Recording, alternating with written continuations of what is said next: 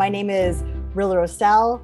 I'm from Pearson, and I'm not going to go into a deep intro because I want to do something fun here and launch a poll about who I am. So this is basically my bio here on the screen. You'll see 4 statements, but one of them is false, and it's up to you to choose which one is the false one. So this is about me. I have lived in Canada, South Korea, Hong Kong, and Singapore.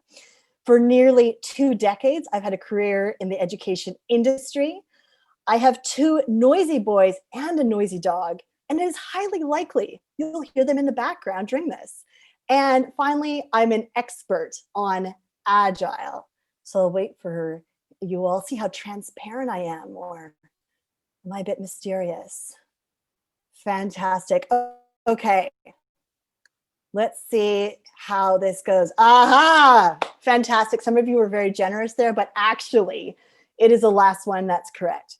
I am not an expert on Agile. So why am I here? Why am I talking about this? So I'm here. I'm a marketer, and I am extremely passionate about making products that fit the customers and being, as Vicky had said, being customer centric. When I was asked this question, how agile is the education industry? It absolutely made me curious because I hadn't thought about this much before. Agile is a topic that come up. We don't really use it much with a capital A, but more of a lowercase a. So I want to dive into this and share my experience because I feel like the education industry is a bit more of a non-traditional, and I'm really pleased to hear today that actually I'm not alone in what was potentially a non-traditional Agile industry. There's quite a few people. But let's talk about education, the education industry for just a second first, so that I can define the sector of the industry that I'm talking about. So I'm going to bring up a quote here from Sir Ken Robinson. And if you haven't heard of him, he was a brilliant thought leader around education and education systems. And when I learned of him, it was actually the same time years ago when I first heard of TED Talks. And he has actually one of the most famous TED Talks ever called How Education Kills Creativity. So I do highly recommend that. And in that talk, he says, when you talk about education, it's one of those things that goes deep with people, like religion and money. Do you agree? Is that something when you bring up in your groups, when you go out in your safe social distancing numbers, when you bring up education, it seems like everyone has something to talk about it in this sector. So in education, now let me be clear about when I'm talking about education, what I mean. So in my career, I've been a teacher for a little bit. I've also worked at an ed tech startup, but the bulk of my experience has been with large global education companies. Perhaps if some of you are same age as me, you were experienced, things that look like this. I don't know if you can see my screen there. The companies I've worked for, very much building books and educational product like that. So let's just see. I'm just going to do a quick poll to see how much has education touched the people. So when you think of education and how it's touched your life, do you think, oh, hey, Rilla, that heavy book looks familiar. I remember having to purchase ones like that for my degree or my master's or my doctorate, or I need to purchase books for my children's education or tuition classes, or maybe you're all of the above, or maybe none of the above. Maybe you haven't had education touch you in one way. Let's see, what's the most for most people? Here we go. It looks like I'm going to end it now, and I'll share the results. It looks like that heavy book is as familiar to me as it is to most of you. So why am I curious about Agile in education? What I did is I talked to my peers across both Pearson, the company I'm in, as well as across the industry. And I asked them, do you use Agile? And today I'm going to share with you the qualitative results I've got from that research. And I hope that through these results, it makes you think, right? So this is not statistics here. It's just thinking about how does this connect with your industry or the experiences that you've been in.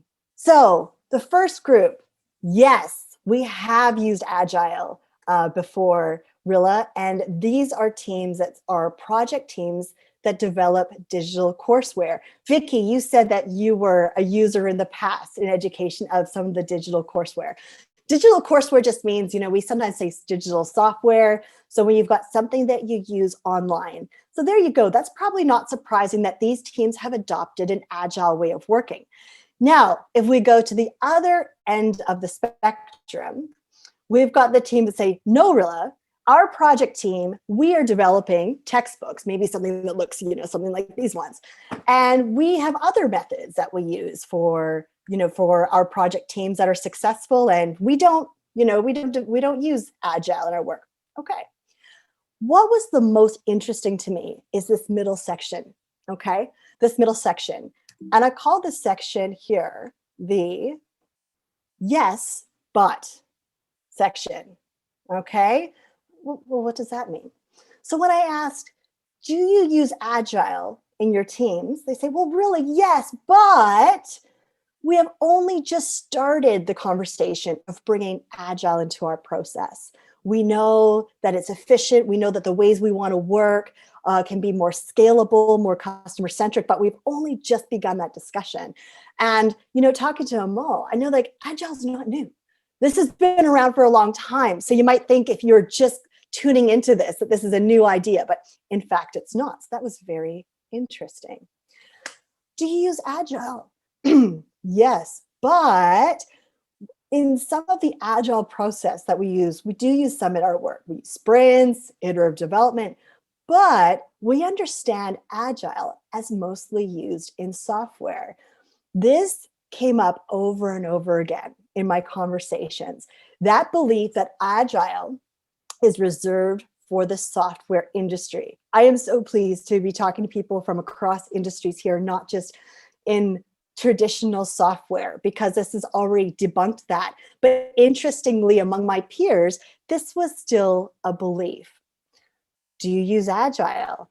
Yes, but the governance process we use doesn't match the Agile process. So when our Agile team, when we decided to stop that development, that product, some believed it was because we weren't using our traditional governance route in how we would make decisions. So you've got this team that's moving in an Agile way, but a traditional governance methodology, and they believe that having those things combined was one of the reasons why it wasn't successful. Interesting thought by bringing those two things together. Do you use Agile? Yes, but we just started an Agile approach because the product being created is digital. So again, back to that thinking where the yes, if we're building something digital, that's believed more as an Agile way of working, but perhaps not on the analog side of things. Do you use Agile? Yes, but the people on our Agile team were also involved in BAU, business as usual work, that took the precedent. So our team was formed of many teams, but then when it came right down to it, there wasn't a commitment to that or leadership in that. So everyone defaulted to their BAU work, and therefore the project in the Agile group didn't succeed. Do you use Agile? Well, yes, but only as strictly as it makes sense for the project. Now, this is a good thought process here, because the question could be, well, Agile is best used if it's purist, right? You use it this way. But I have peers that believe that, well, if you tweak it, you should tweak it for what works for you. But then does it go too far? Could you tweak it beyond using the successful tenets of what Agile is all about? So that's sharing some of the learning that I had. And through these conversations, I found there was a few themes that I call catalysts for when teams have moved from a non-Agile and moved over to Agile. So there's three things that came across that pushed that thinking forward. The first one was the distance between the team or the development team, the Agile team, and the product user, okay? Let me explain what I mean by that. if you look at this, this book is my example here. By the way, this is not a book from my company. This is, if anyone's interested, put in the chat and I'll tell you what this is, but this is my example here. But it's giving me my workout. If you're building that book, your customer, so that your Agile team, your customer is the teacher or the professor or the lecturer, and that's who you're doing the reviews and iterating with. Now, the people who are actually consuming that book are the students in the classroom, right? So they're the ones using it, but you don't have, as the development person, you don't have that hands-on relationship with the students, or not as much, I should say, in fairness. Now, fast forward to digital education software. In digital education software, who are the users? You see all the students in the platform, you see the dashboards, you see the usage, you see how they're uptaking, how they're onboarding, etc. So therefore now that team has a relationship with the users, and that's where we see it move more to Agile. This has come up many times already. Leadership being the backbone of this. So one of my peers said, Rilla, we currently don't use Agile in our development. But you know what? If our senior leadership embraced that and said you have to use it, and they brought in an expert on Agile, and that expert deeply understood what we're trying to accomplish, what our outcomes are, and then built that into a training and trained our team how to do it, then we would do it. So that was interesting, that leadership as well as that training expertise could be a catalyst. And then the final one, sudden environmental change. Oh, what do I mean by this? Oh, yes, 2020, we had a pandemic. So this created a sudden environmental change that we could not have foreseen. And therefore, our customers required something very, very different. And this is where I also saw Agile teams spur up, because they wanted to move fast to address that need. So these are the three that I saw through the investigation. Now, some of you might say, oh, Rilla, you know, education is still maybe kind of a traditional business. Maybe you're safe from Agile. You don't have to be thinking about, you know, working in this arena. You work for a company that's over 175 years old. Well, in my final word here, let me just share with you some headlines that have come up in media as well as in our own business, just to look at how disruptive the education space is. So here are the top. Pearson plunges as US students shun textbooks for online resources at rapid pace. Pearson shifts to Netflix-style subscription model for textbooks. And then that last one is this one. This last one is actually a Pearson research one. The two ones were above media reports.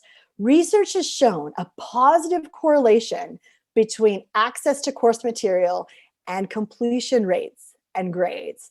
And yet, one survey of more than 22,000 college students found as many as 64% of students opt out of buying required course materials for the first day of class. So if you ask this group, if you know that you're probably going to do better in a class and get a better grade if you buy the book, would you buy it?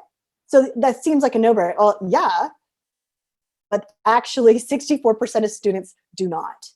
Is this an industry that has disruption? Absolutely. I hope that this makes you curious, and I look forward to further discussion. Thank you very much.